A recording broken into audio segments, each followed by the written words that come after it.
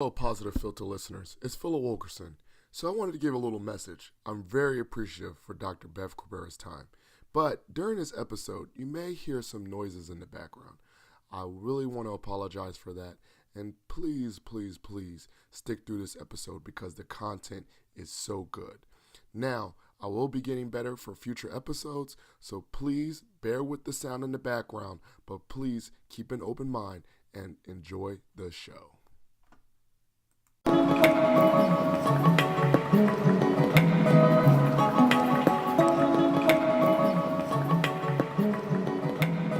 Welcome to Positive Filter with your host, Philip Wilkerson, a podcast that focuses on friends, family, health, and career with a little self-help around the way. Please join me in this journey for self-improvement, and I hope that what I have to share will make you a better person, thus making the world a better place.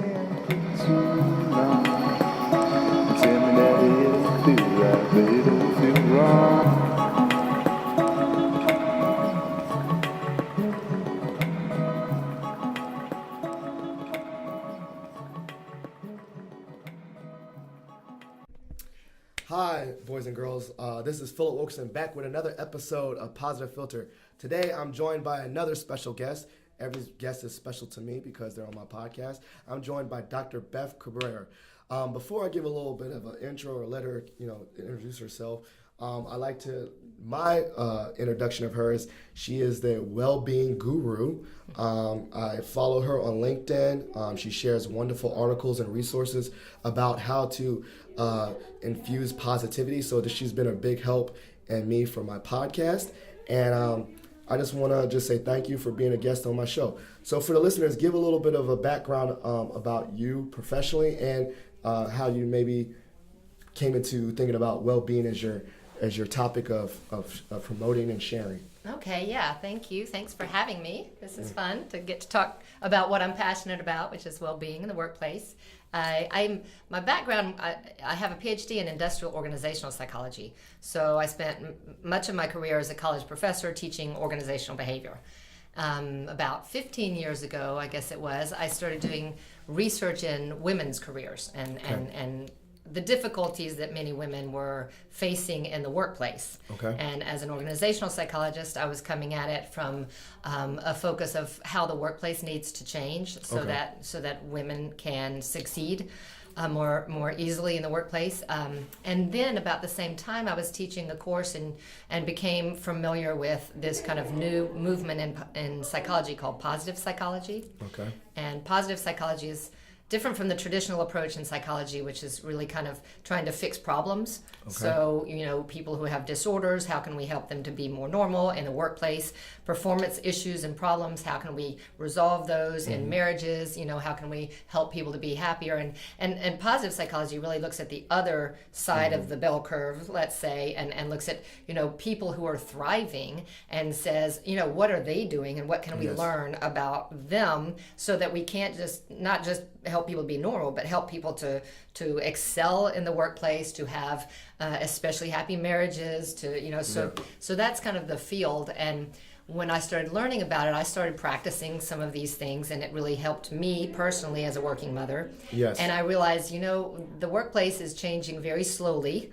It's changing, but it was taking a long time, and I thought maybe what I can do to help women is, rather than try to figure out how to change the workplace, is give them these strategies and tools so that they can be kind of happy despite the challenges that they're still facing in the workplace. Right. And so I became very interested in applying positive psychology kind of to the workplace. Yes. And that's where I've been for the last decade, I'd say. And I'm really very focused. I teach a lot of leadership courses to leaders, executive education courses, teaching people how to apply principles from the field of positive psychology to the workplace so that more people are thriving at work. Yeah, and I like what you said too, where it was like rather than it's more practical, like you're teaching them the skills, and then it's almost like teach a fish. What's the Yeah, saying? Teach that person to fish. Teach that person to fish, And they have fish for a lifetime, fish right? for a lifetime. I always murder Yeah. quotes. I just say like fishing, and then people put it together. Yes, but we know what you're talking but you know what I'm about. talking about. But it's a practical thing, like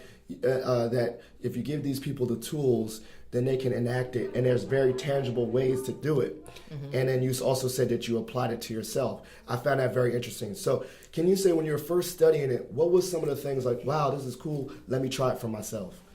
Some of the techniques. I'd say a couple of them, and one that I do think is really important also in the workplace is having an intentional focus on what's going well and the positive, rather than our natural tendency, which is to focus on the negative. And that's just human nature. It's a survival instinct. We all have that tendency to focus on problems, on threats, on what might go wrong or what has gone wrong, because that helps us to survive, to be aware of those things so that we can take action. But it's important to also focus on the positive. And what the research shows is really interesting is all the benefits of positive emotions. So we're actually smarter when we're in a positive mood. Wow, okay. It actually affects the chemicals that are released in our brain, helps us to store information, organize information, retrieve information. So, you take that to the workplace, and people are going to be perform better when they're in a positive mood. Okay, so I must be a genius then, huh? Yeah. Like, no, I'm just saying, no, but I do, like, it's funny, like, that's what I also love about, in my, I started this podcast, I was talking about positivity, and then I come to meet you and then people, and there was like an actual science to it. And I thought quite honestly, when I first started doing podcasting and positivity, I was just doing it for fun. I didn't think there was a real science to it. I thought it was just being funny and all that stuff. But then I learned that there's a practical application to it. And while applying these strategies to myself, I definitely do feel like I'm more invested in work. And I feel like I do feel smarter because I look at a different outlook on positive outcomes. Like that thing went well, or more like a growth mindset. Like, well, even if it didn't go perfectly, it went well enough, and there's some room to improve that I'm happy with. Things like that. Yeah, right. Find what you can learn from things that don't go so well. But just the point is not to dwell on the things that don't go well and spend all of our time thinking about that. So they've even shown that students who are about to take a standardized test like the SAT, they've asked like half of them to think of a happy memory right before taking the test. Oh, okay. And those students actually perform significantly better on the test than the ones who don't do that. So that's an example of how we're actually smarter when we're in a positive mood. We're also more creative. Yeah. So positive emotions kind of broaden our minds, where instead of focusing in on a threat like we do when we're in a negative mood, it opens our minds to a broader range of ideas and thoughts, and so people are actually more creative when they're positive because they are able to come up with more solutions to problems. So there's a whole host of reasons why we want people to be more positive in the workplace, and it's great if it helps them to be happy, but it also helps them to perform better. They're better at cooperating, at working together, finding solutions. So that's something that that I started trying to practice, and I thought I was usually a pretty positive person. Me too. But I am a worrier, and I would focus on what might go wrong and what had gone wrong, rather than really being intentional about saying, wait a minute, that wasn't great, but there's always something good that you can find if you just make an effort to find it. Yes. So that was something that was very helpful to me, kind of helped me be happier. Mindfulness is, I said I was a worrier, so I tended to also kind of not be in the moment as much and spend time worrying about things that might happen, that might go wrong. Yes. And I learned a lot about how important it is for your happiness and for focus, even in work, to be more present and to try to spend more time focused on the moment rather than worrying about the future or ruminating about the past. So. And I remember when we said, we were playing around with titles, and you said, let's change up and think about well-being rather than being happy at work. Right. And it got me thinking, because I think the goal of studying well-being is not to put a fake smile and totally eliminate that there is times of anxiety and depression, like these are real things, and that by studying well-being is the magic answer and you're happier. This is just my interpretation of it. My thing was that that there's conflicts and things and obstacles are going to arise, And practicing and working on well-being just equips you for that, but doesn't solve things. If that makes sense. Like it's not a magic pill that naturally, just because you're studying well-being, you're just gonna be happier. It's almost like you're training yourself. You're building up your resilience. You're building up, I think what they call it, elasticity to, handle stress. Right. So can you explain why, when we were thinking about the topic of making yourself happier at work, why did you want to change it to more like focusing on well-being at work rather than being happier at work? Right. Well, what you said is absolutely true. There are a couple of reasons for that. First of all, some people think of positive psychology or being happy as kind of this unrealistic, okay, everything's great, and we, or even more dangerous, let's ignore our negative emotions. Let's suppress those, and that's the absolute worst thing you could do. So, so the point of positive psychology is not to make us all happy. It's to help us even when things are not going well and there are things that we're not happy about. So resilience is really the key word there. So when you take care of your well-being, it helps you to be resilient when things don't go well. Right. And that's a real key. It's recognizing that stuff does happen and you're not always going to be happy. And we know that when people try to be happy, they're actually less happy. So it's not about because then your goal is, I need to be happy. I want to be happy. So anytime you're not happy, you feel like you failed. You're less happy. You feel like you failed or something, right? Because you haven't achieved that happiness goal. Right. So another reason I want to focus on well-being is when you look at the research on our well-being, there's a part of it that's happiness, that's experiencing frequent positive emotions. Yeah. That's very important for your well-being, but it's not enough. You also have to have a sense of meaning, a sense that your life matters, that you're doing things that make a positive difference. And those things are not always compatible. Actually, sometimes when you're trying to do something meaningful, it causes negative emotions, you know? And so at work, you might be trying to do something that you think is very, very important and will make a difference to a lot of people. Right. But because it's so important, you're going to have setbacks, and that's going to cause frustration. It might cause anxiety if you're worried you're not going to achieve that goal. And so there are actually negative emotions sometimes when we're trying to do something really meaningful. Right. But that still helps us to thrive and have well-being, even though it's not necessarily being happy. That makes sense. I mean, I think I like what you said about attaching to purpose and stuff, because sometimes when you think about, let's say like we're a football team and we have a champion, we're a hardworking team. In that pursuit of purpose to be a champion, right? There's times where things don't go well, and so you have this mindset to face adversity, right? Regardless of situations. And the teams with that definitely face adversity that we all face still can get through. Meaning, I'm just saying, like, you don't ignore that obstacles are going to come, but you're just more mentally tough to prepared and how to flame it to be prepared for tough situations. Right. One of my things was I definitely also heard was one time while I was focusing on well-being and being Mr. Positive and Positive Filter, I felt like almost this sense where like I felt like I was a fraud if I wasn't happy or positive. And I was giving myself unrealistic expectations that I needed, because I am an advocate for positivity and well-being, that I need to be a happy, smiley face all the time. And that the fact that I'm not going to be happy every day. Right. And that's not attached to my image, or that's not attached to my mission of spreading well-being. And I think that's where I'm talking about that separation of, it's not necessarily always being happy all the time. Right. It's more like the tools. Yeah, and what's more important than anything is being authentic. Yes. And experiencing the full range of emotions is very important. I mean, anger is very important because sometimes it can help you to right a wrong, to take action when action needs to be taken. And so you want to get angry sometimes. Yeah. Guilt is a great emotion. I hate the guilt one. Oh, man. Yeah, because it makes you realize that maybe you could have done better, and maybe next time you will do better if you feel guilty. I guess what I'm hearing too is that if you do have these negative emotions, how can you flip it to use it as full fuel to do something good, right? Like if you're angry and then like you just go drink or punch a wall, that's not positive. But if you're angry, like you don't like a oppressive situation and you're vocal about it and you use that anger to say that things are not right, or if you're guilty and you use that as a way to apologize to people and ask for forgiveness. I feel like that could be a better way to flip those negative emotions. Yeah, and I think what's important is not suppressing these emotions, recognizing them,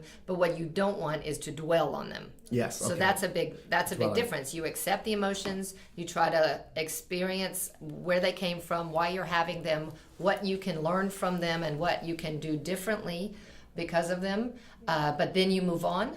Okay. You move on and you don't dwell in those negative emotions, and that's the whole positive outlook thing too. So what can I learn from this? What can I do better next time? And now let's move on, and then look at also what's going well or what's positive about it. Now there's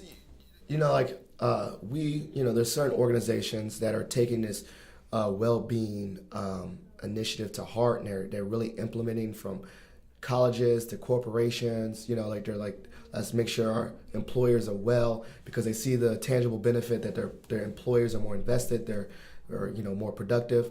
Can you talk about some obstacles or maybe some challenges, like when you try to, I know you consult and talk to organizations about well-being. What are some things that offices or organizations say, like, that's not us or whatever, that you have to challenge and say, if you really give a hard focus to well-being, this will benefit you guys? I think there is a lot of data out there that's actually now linking the well-being of employees to the bottom line, and so I think just showing the results of these studies and saying this is, I think at the beginning it was a lot about, my job is not to make people happy at work, right? That's a supervisor thing. Yeah. That's a supervisor thing, right? Yeah, but if they understand that you're not doing it for the sake of them being happy, you're doing it so that they will be more engaged, yes, and that they will perform better, and that they will be more creative, and that they will work better together and collaborate more. You can cite studies that show the direct link between having employees with higher well-being and having a more productive workplace. And so there's so many different things. So the importance of things like, another thing to convince managers and yes. companies is that yes. most of these things do not require money. They Yeah. don't, they're not a big investment of time or money. It's really about kind of changing the culture, changing behaviors. So, there are a lot of issues in workplaces now with incivility.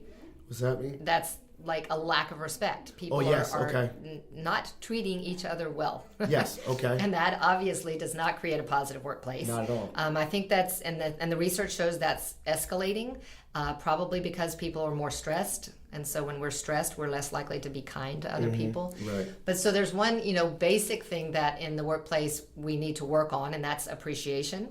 Yes. So when I talk about respect and civility, that's what you can refer to as owed appreciation, that we owe people a basic respect for being human beings of worth and value. Yeah. And when there's incivility, you're actually not showing respect and appreciation for other people. Right. So I think, managers, one thing they can do is just start insisting that people behave civilly and show respect to each other. And not fake nice, but actual, like, how would you respect anyone? Like the golden rule kind of respect, not necessarily, baseline saying you have to, kiss everyone's butt, but just be cordial and exactly. and I mean, what is happening is they're what we call like microaggressions. Yes. And so even ignoring someone or having a comment in a meeting that demeans somebody or puts yes. down their idea or doesn't respect, they're small yes. little things right. that hurt people, that show a lack of respect.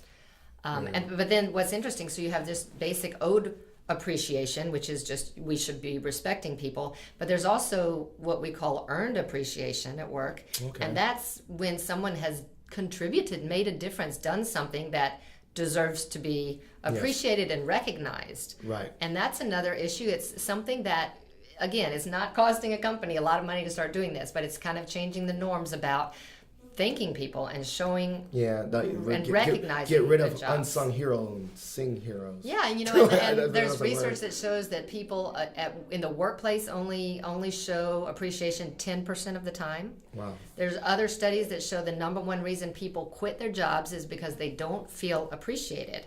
Nice. And so it's retention. It's a good retention. It's something that's efforts. really it's very important for retention. People feel like they're working, they're giving everything, and they don't even get a thank you or a recognition. Yes. And maybe that's because their manager thinks, well, you're being paid to do this. I shouldn't thank you for it. You're doing your job. Yeah. But wow. those are just basic interactions that can be changed. Now I feel like, not to say oversimplified, but it is. I mean, when I'm reading all this stuff I think that's why it finally clicked that I love this subject. This is something I definitely want to pursue.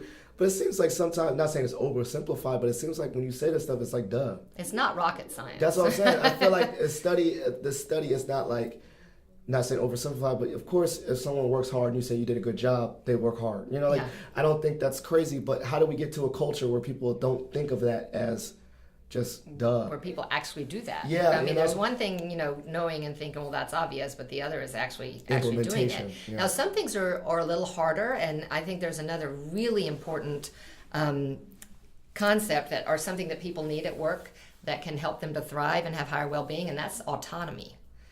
That's giving people control over decisions that affect them, especially even control over how they're going to do their work. Yes. And that's a basic innate human need, that we need to feel in control of our lives, a sense of agency, that I have choices, and that's something that many managers really struggle with, is like delegating decisions to people because they're worried about losing control themselves.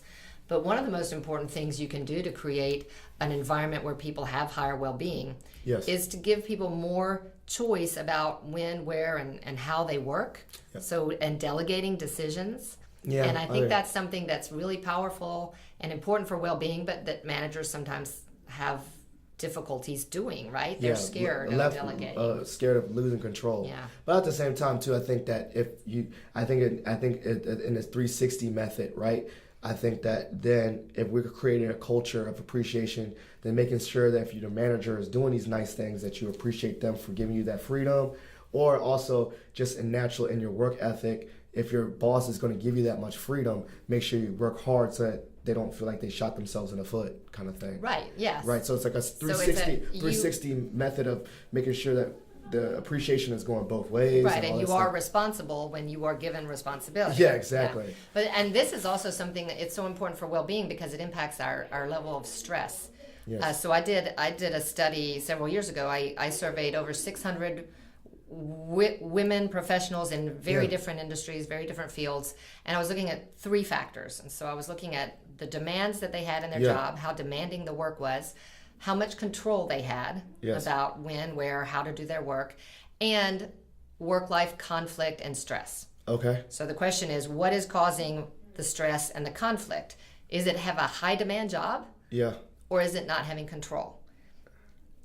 And the overwhelming, very clear finding was that demands don't cause stress. A hard, high-demanding, difficult job is not what's stressful. What causes people stress is a lack of control. Yeah. So when they're told you have to be in your chair, from this hour to this hour, or you have to do this the way your boss did it, which is this way, as that lack of control is what stresses people out and leads to conflict. Yeah, different styles. You can have a really difficult, demanding job, but if you have the flexibility to work from home one day if you need to come in a little bit late on a day that you need to, so that you can get that work done on your own time and in your own way, then the stress and conflict go down significantly. Also, I mean, think about it too. You see I don't know, I was listening to a lot of podcasts, I listened to stories, and there was like a Navy SEAL. And he's talking about you could tell a Navy SEAL to do all kinds of crazy stuff beyond the normal capacity of human ability if their mind is right and they feel purpose. And I mean, they legit could just turn off their brain of worry and stuff and just get the job done. But they feel a sense of purpose when they do it.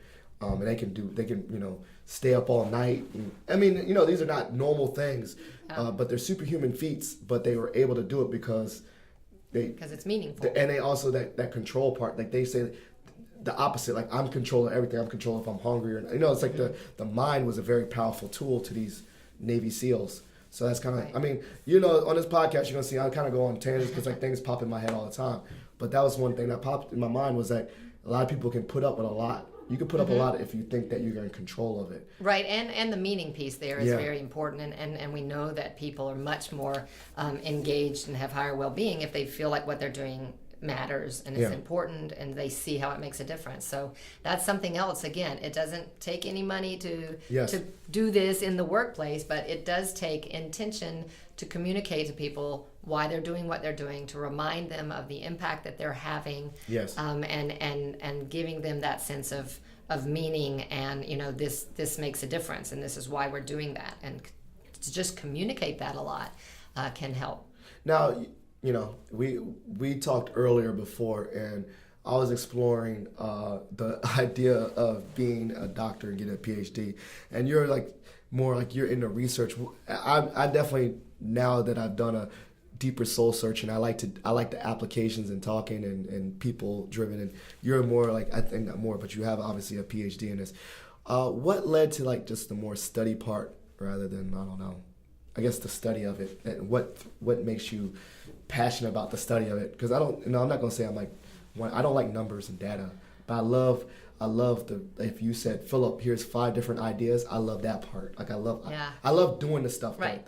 on the field. I think that goes back, something else that's really important for your well-being is to know what your strengths are, and to be developing those strengths. And so in the workplace, that's really important. You can help with engagement. In fact, Gallup has a lot of research showing that if people have the opportunity at work to do what they do best, to use their natural talents and strengths, they're significantly more engaged in work. And that's because it's so good for their well-being. So one of my very top strengths is learning. Oh, okay. I am insatiable. I want to learn new things, and I love doing research. I love reading the latest studies in these areas and I also think another one of my kind of strengths or talents is reading these very technical, kind of boring academic articles, and then saying, okay, what can people at work apply from this, and then trying to write about it in my blog or teach about it in my classes, and distill it or synthesize it or put it in a way that people can apply it. That's for why, you, right? That's why I was about to say, you can be my Cliff Note provider, because that's what I am. I love you, because I was about to say, I love your Cliff Note. You just make it easy for me to be like, okay, what can I do? Yeah. And I take the tips, because I don't want to read the science part. And that's fun. And that's fun for me, because I'm learning by reading all the studies, so I enjoy that personally. But it's then a challenge for me to say, okay, it's great to have these academic articles out there, but there really is often a gap between the research and the science and the application in the workplace. Yeah. And so that's been really my passion, is okay, I want to learn all of the cutting edge research that's being done in positive psychology, and then I want to take that and say, okay, how can I offer this in a way to leaders in the workplace to actually improve people's work life, and I like the implementation. Work not suck anymore. Yeah, exactly. So that's, what my number one is? What's that? Can you take a guess? Your strength? Woo. Yeah. Wu-Tang. That's what I mean. We got a crew on campus, and I see them, I say the Wu-Tang. Yeah, so you got to tell people what woo is, or do they? Woo, I think I enjoy meeting new people. I like to establish new relationships. I'm the loudest one in the room. I don't know. I enjoy. Very personable one. It's wooing. I guess when you say wooing, as in you really enjoy networking and rapport building and all that Winning stuff. people over. I guess so. So I'm the type of person, I walk in a room, I don't walk in quietly and say, hey, your boy's here, and I walk in big. But I definitely, and I think that one of the things I would appreciate about my current job situation is that in recognition of my strengths, my direct supervisor allows me to woo. She's like, yo, Philip, I know you need to talk to someone, go. And Perfect. She doesn't put restrictions on it. But she's not going to ask me to write a research paper. Write a research paper. Go spend hours in the library. No, I legit, my first job out of when I got my master's, in counseling here at Mason, shout out to Mason, I had my first job. I just wanted to stay in higher ed, so I accepted anything, and I got a job in the financial aid office at Nova, in a cubicle, just processing applications. As you can tell, I was stellar at that job. Best job for you. No. So I definitely, now I'm as an adult, I'm okay, boom, boom, boom, and then I do activities. I wrote my top 5 out, and I think about it consciously, what am I doing that fulfills those top 5s? Right. Or what do I have to do, and how can I use one of my strengths to do that? Mm-hmm. So can I infuse humor if that's one of my strengths? Or can I add a little research if I like learning things? Or can I do it with somebody if I'm a relator and a people person, right? And this is, again, that's something that if you can bring this to the workplace and they know that strengths-based leadership or leaders who try to learn people's strengths and let them use those strengths. So, put people in this, put them in the opportunity to succeed rather than fail. Exactly. Put them in a lane that you want to put your pieces. I mean, like you're a military general or whatever. You're gonna know who's the analytical one. You're gonna know who's that outgoing one. You're gonna know this, and you're not gonna set the analytical one and throw him in a room and make him do public speaking, or you're not gonna do the non-analytical people person and make him write research. You're gonna put the analytical one with the research, and you're gonna put them in, and as a team, that overall the organic system is gonna work because you're putting the pieces in the right place. The right person, the right position. But that goes back to almost everything that I love about this, applying positive psychology to the workplace, because it's a win-win. Yes. So you're doing things that, it's going to make somebody happier, and it's going to make that individual more successful, and as a result, you're going to have a more successful organization. It's just, I have this one little example that I use a lot for this, because in sports we're much better about using people based on their strengths than 100%. We are in the organization. So in the organization, if you don't do something well, you have your performance appraisal, and they say, this is what you're not doing well, this is clearly a weakness, so we're going to train you in what you're not very good at to see if you get better, which is a lot of waste of time and frustrating for people to be trained in something that they're never really going to excel at. In baseball, you have pitchers and you have batters, and pitchers typically, you'd notice at a young age that they're really good at pitching. And you put them in the position of pitcher, and that's what they do. Now, if it were an organization, most pitchers are not great at batting. No, not really. And so if we take the organization method of doing things, we would say, oh my gosh, he needs help with his batting. So we're going to put him in the batting cage, and he's going to spend all day in the batting cage to get better at batting. And you're right. And their pitchers. What baseball team does that with their pitcher? They don't. Their pitchers just pitch. And they have the lowest batting. They have the lowest batting average on the team, and they just pitch, and they know their role. And if you're in the right league, you can even bring in a pinch hitter, and that person never has to go. I love this analogy. I like it with football too. You're not going to tell a quarterback and teach him how to do hitting drills. No, that don't make no sense. But that's what we do in organizations. Right. I like that. I like this. I like the strength base. Yeah. I think what cultures actually. I remember Gallup. Are we trying to build that into America because I don't think typically are we a strength based society, a culture? Because I remember, is that more of a different Eastern philosophy? Well, I just think in I don't know if it's even Western or Eastern, but in general, we focus on the negative, or we focus on the problems, and we try to fix those. And so that's kind of an analogy to the strengths. Rather than focusing on what people are really good at, we tend to focus on the problems and try to fix that, fix the weaknesses. So it's kind of the same negative focus that we have in everything. And if we could just kind of flip it and say, wait a minute, let's look at what's going well, and let's look at what their strengths are, and then focus on that and use that. How old is this study of positive psychology? And is it innovative? Where do you see it going in the future? Well, positive psychology, it's the newest field in psychology, and so 1998 is when Martin Seligman was the president of the American Psychological Association, and he gave a big talk at the annual conference, and where he encouraged more researchers to start looking at the positive side of things. And so he had done research in optimism. And so that's really kind of what they say is the official start. So 20 years now, it's been an actual field. And I think it's still has a lot of room to go in the same direction, and doing more research on what is it that helps people to thrive. And so what do you think some future things? I think some future things is where organizations put budgeted and money into it, and actually do a full this is a commitment. What are some other things? Again, you don't have to put a whole lot of money into it. It's more raising awareness of what can be done, and helping using strengths is just about understanding how powerful that can be for individuals and the organization as far as performance. I think what we're going to see more of, and what we're seeing just starting now, is some organizations have what they're calling a chief well-being officer. Oh, okay. So that to me is chief well-being officer. Legit, like a real role. And it's a real role in a number of organizations right now already, but that's the trend that I want to see, where there's a real there's a position high up in the organization that is really focused on employee well-being, and that's going to drive a lot more change and awareness. And if this well-being officer is at organizations, is it in the HR department?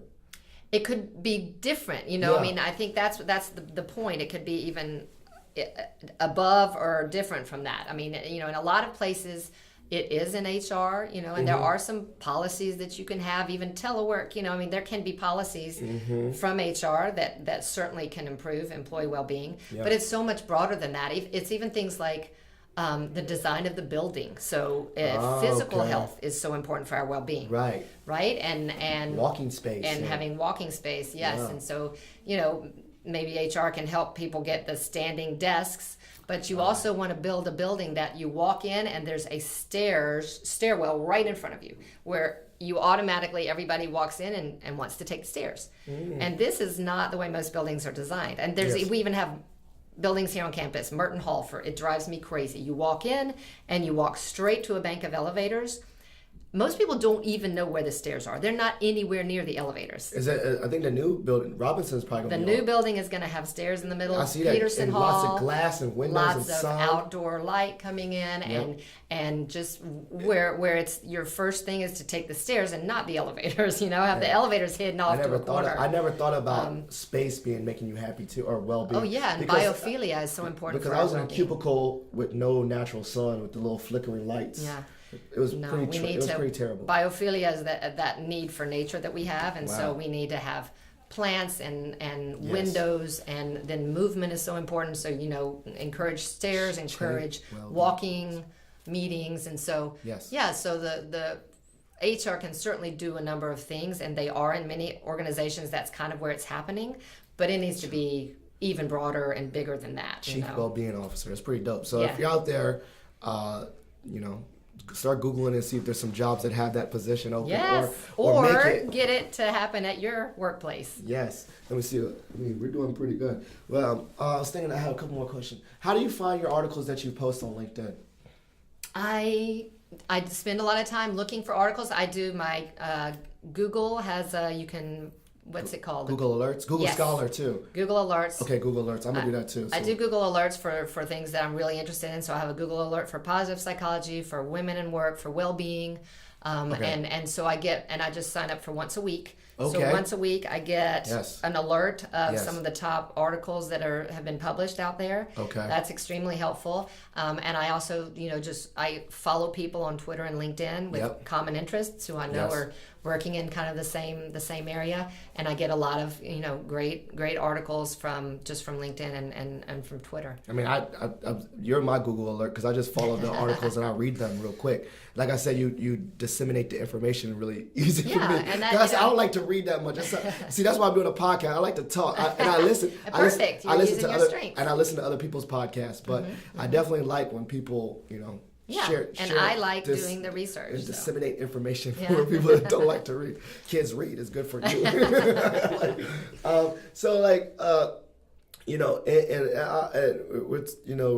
Going near the episode, you said you talked about you implement it in your own personal life. When I definitely have listened to one of your podcasts that you did, Parent Pep Talk, and I definitely realized that. And naturally, I do the thing, too, at home where we don't just say, how was your day? But we say the good things. And I automatically know that kids are sponges because my son always asks about how our days were, and we ask vice versa. And also the positive affirmation and compliments. I like to tell this story, like when I take my son's picture, I go, ooh, look at that, ooh. And now when my son, he takes my phone, he's only 4. He's like, pose, daddy, ooh. And you see me, I'm like doing that. So it's crazy. So what are some ways that you just naturally incorporate that well-being at home and just with your family? Because I thought that was great when you talked about it in the Parent Pep Talk. Well, I have to say that, since this is kind of my field and my area, if I try to suggest to my children that they do any of this, that's the last thing they're going to do. Exactly. Right. We call it reverse psychology. Tell them not to do it, and then they'll do it, right? But especially coming from family members at all. You can't give advice if you're a family member or a parent because that's not who they tend to listen to. Yeah. But I will say, learning by example is extremely powerful. Yep. So, what I've tried to do in the family is that, and they've seen me, my kids laugh at me when I'm on a plane because they know I've never slept on a plane in my life. I just can't do that. Yeah. But now that they know that I meditate, anytime they see me on a plane with my eyes closed, they like punch each other like, oh, look, mom's meditating, Yes. And so they know that I'm trying to practice that mindfulness and bring that in. And they've seen that I yell less, that I'm actually a much calmer person because I practice mindfulness. And they just see that by example, and the example of the talking about positive things at the dinner table or when they come home. I said, what's the best thing that happened today?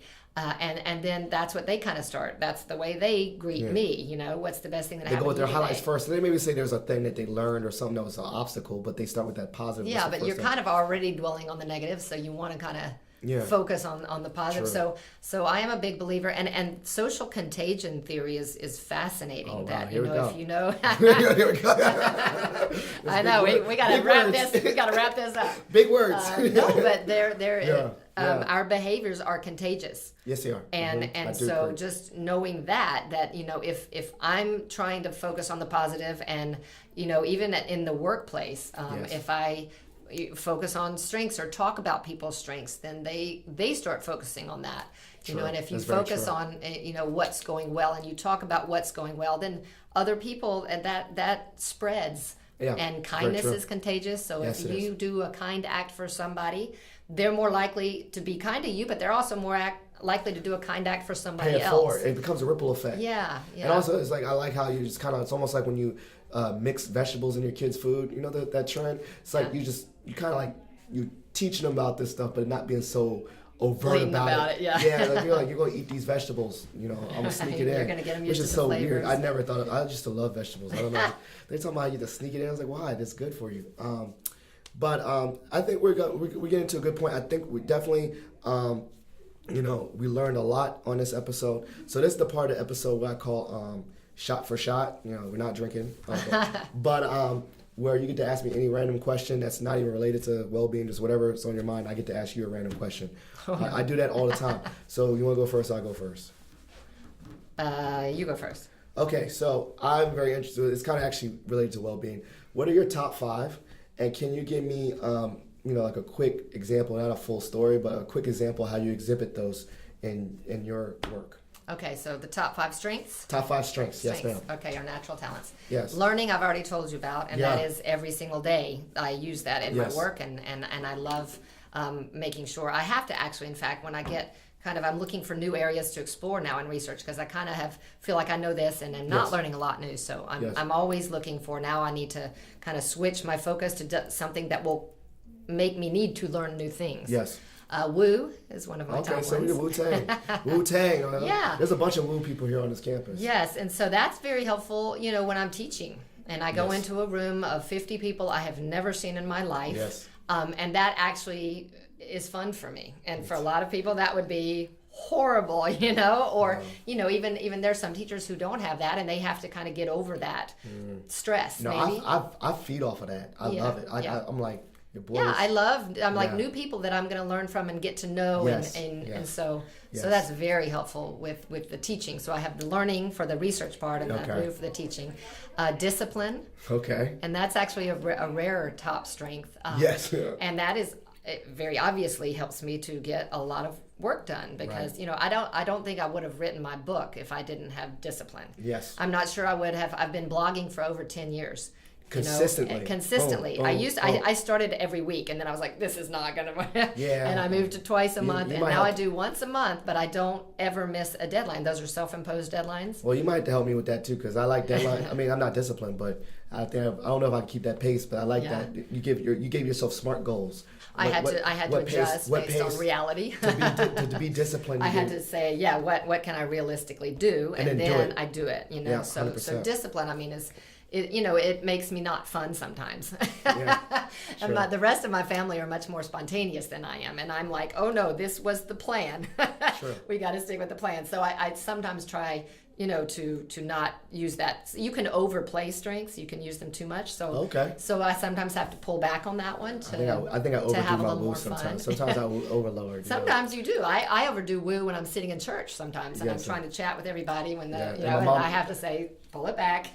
No, my wife's got to pull it back. She's like, yo, we got to go. This party's over. Right. Oh, yeah. like, that's My when- husband's usually dragging me out of the dragging me parties out. because Okay, I same never want thing. to go. Okay, So- so we got woo, Oh, we got harmony. learner, discipline, and harmony. Okay. Harmony is my actual top, and I think that's very good with relationships, and and I'm always looking for a way to agree, to compromise. Mm-hmm.